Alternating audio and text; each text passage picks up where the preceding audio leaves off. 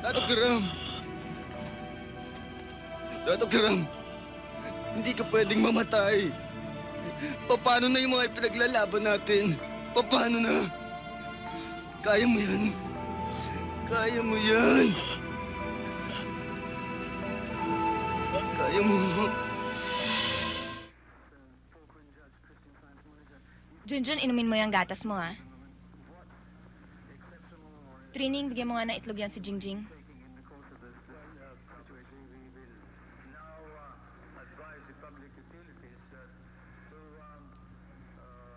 Jingjing, kuha mo nga akong tinapay.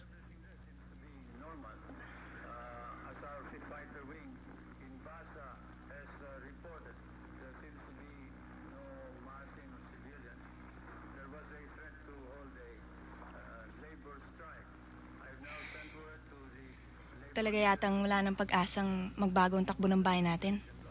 Tayo-tayo, naglolokohan eh. Siya nga pala, Pang. Mamaya susunduin ko si Hyacinth sa bahay ng Mama. O sige, pero umuwi ka na maaga, ha? Hindi ka ba kakain? Hindi na, magkakape na lang ako.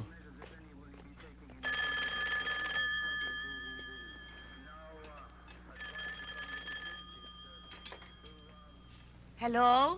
Hello, pwedeng makausap si Bibit? Sino po sila? Si Greg Ulasan. Sandali lang po. Sir, telepono po. Sino daw yan? Si Greg, nasan daw po, sir?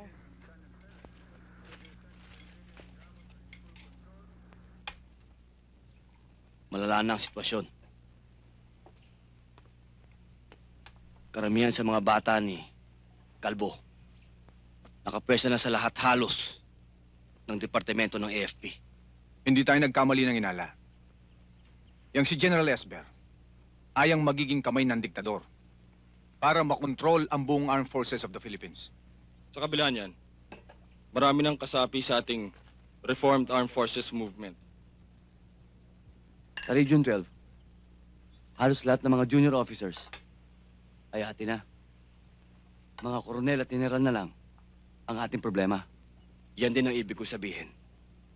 Hindi magtatagal. Magkakaroon na tayong sapat na pwersa para gumawa ng pagbabago. At para harapin ang pagputol sa ugat na kasamaan. Samantala, kailangan doble ang pag-iingat natin. Dahil pag sumingaw ito nung wala sa oras, maraming madadamay at mawawasak lahat ang mga plano natin. Yan ang hindi dapat mangyari. Dahil tiyak, ang makakaharap natin ay ating mga kabaro. Ikaw, Bibit, nasa intelligence ka. Anong pakiramdam mo sa grupo mo? Wala. Tahimik na tahimik pa. Dahil sa ngayon, nakatutok ang aming operasyon sa paghahanap kay Abdulasim. Ang pinuno ng mga sa ulo. Siya ang top priority ng aming operasyon. Well, gentlemen, everything is quite going right. Let's drink to that. Para sa bayan. Para sa bayan. Para sa bayan. Dato Kiram. Assalamualaikum. Waalaikumsalam. Tuloy po kayo.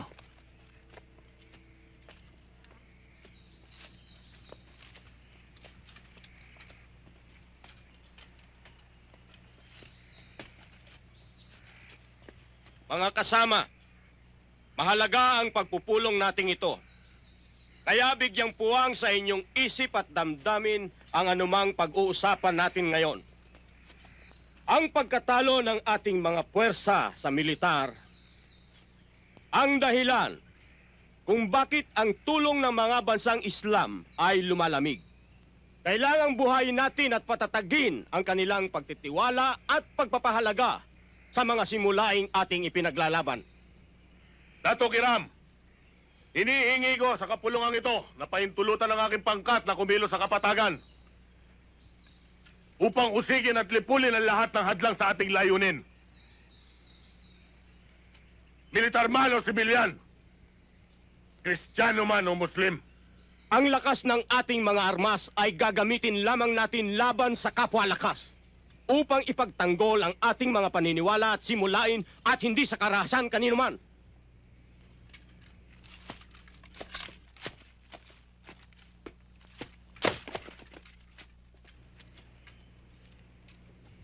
Mga kasama! Habang ang masasalabing Kristiyano at kalahi nating politiko ang siya nag-aari ng ating kabayanan, wala silang karapatang mamuhay at makinabang sa lupaing likas para sa atin. Ang ganyang damdamin ay hindi makakatulong sa simulaing ating ipinaglalaban. Gumagamit tayo ng puwersa upang ipagtanggol ang ating mga karapatan bilang malayang pamayanan sa lupang ito. Kailanman na hindi natin inisip ang manlupig o humadlang sa karapatan ng iba. Ang mga sinasabi mo ay lipas na sa panahon. Mahina at matanda ng katulad mo. Ang kailangan natin sa ngayon ay lakas, bangis at tapang. Patawarin ka ni Ala Abdul. Ang laman ng utak mo ay apoy. Nagliliyab tulad ng isang siga. Nagkadlab na papatay at hindi bubuhay sa anumang mabuting layunin. Hindi na namin kailangan marinig ang iba mo pang sasabihin. Matandang Abdul! Kung na-ul ka na, magsama-sama kayo ng mga kasama mo. At huwag mo na kaming idamay. Dahil sa mga pananalita mo at sa mga bagay na gusto mong gawin, ay lumalantad ang katotohanang pangkat mo ang gumagawa ng mga karasang nagiging batik ng kilusan. Masyado kang madaldal. Ikaw ang ulo! Dahil ang mga kagaya mo ang gumugulo sa mundo! Wala kang utak!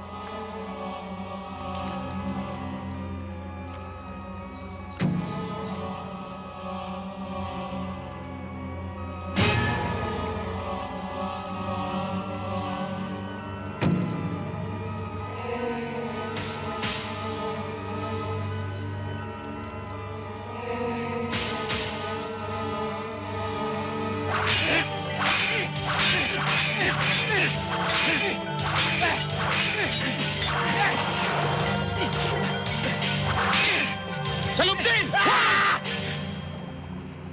Hindi na kailangang dumanak ang dugo sa lupang ito upang makilala ang may sala.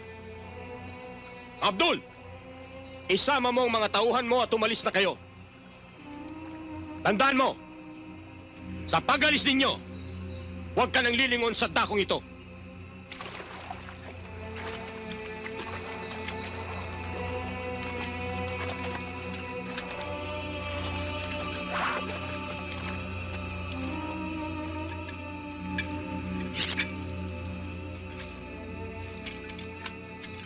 Tayo na!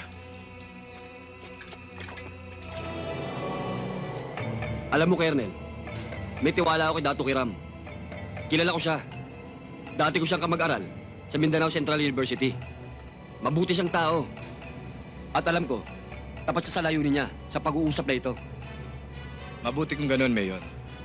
Tapat din naman ang hangarin ng ating pamahalaan na magkaroon ng kapayapaan ng lahat. Maging Muslim ka man o Kristiyano. Dahil pare-pareho tayong mga Pilipino. Dato Kiram, maging tapat nga kaya ang gobyerno sa kanilang layunin. halop din ang mahalaga binuksan natin ang pintuan para sa kapayapaan.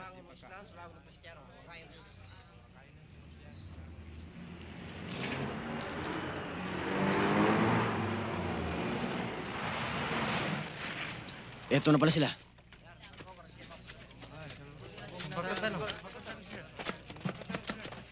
Colonel Javier, naghintay na ho sila.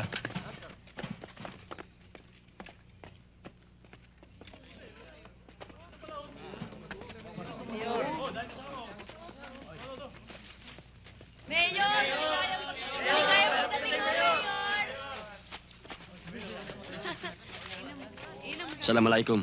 Waalaikumsalam. Assalamualaikum. Dato Kiram, Colonel Javier. Kapayapaan ang sumainyo, Dato Kiram. Ganon din sa inyo. Maraming salamat, Ama.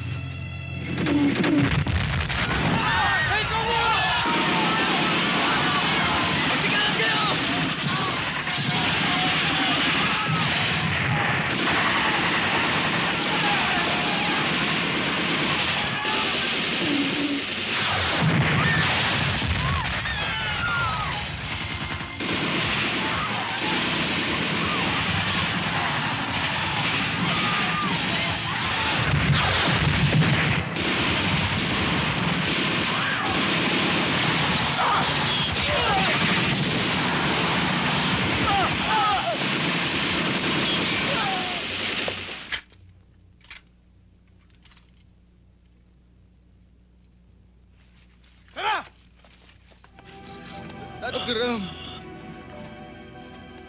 Dato Kiram! Hindi ka pwedeng mamatay. Paano na yung mga ipinaglalaban natin? Paano na? Kaya mo yan.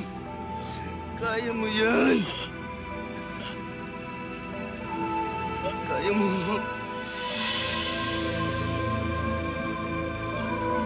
Dato Kiram! Dato Kiram! Dato Kiram!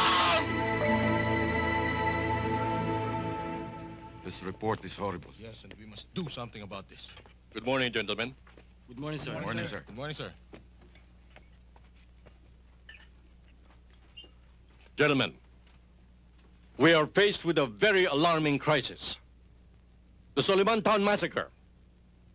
And now, the kidnapping of several foreign nationals.